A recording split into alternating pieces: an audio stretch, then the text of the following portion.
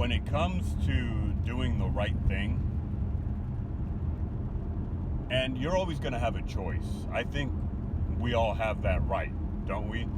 To do the right thing or not to do it. We have a choice because it's not always cut and dry.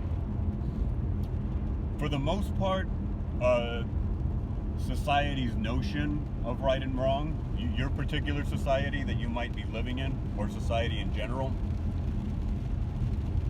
that notion is pretty straightforward. It evolves, but it's pretty fixed in comparison to your own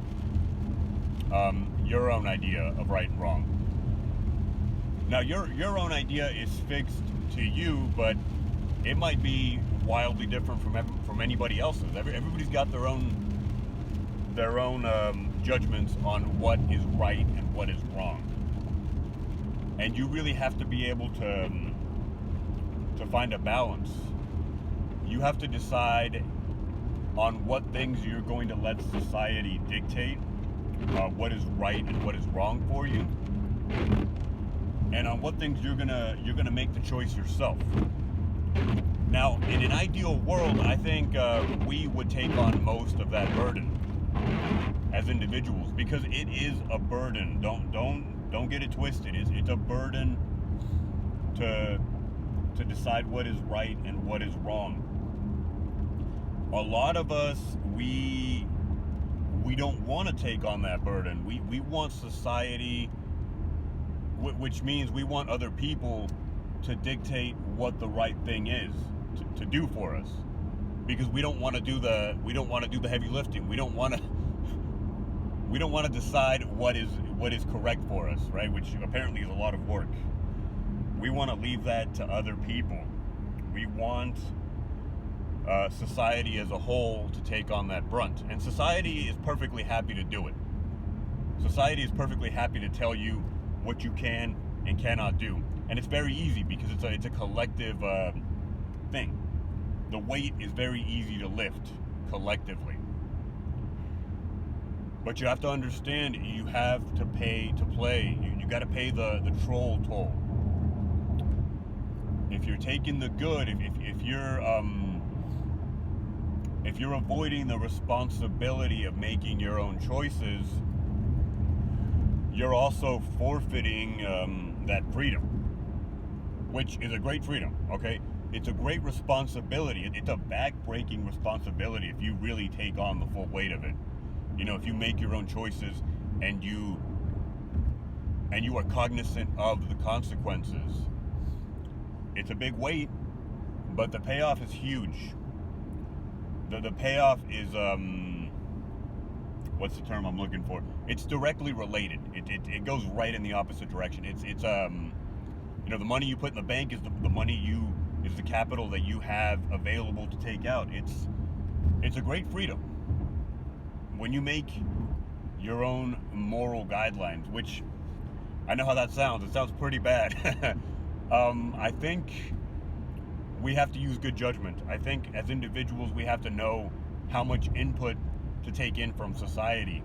We have to know when there are certain things that we shouldn't decide for ourselves. Certain things that, if we do decide for ourselves, there's a lot of selfishness involved, obviously, right? That's basic English.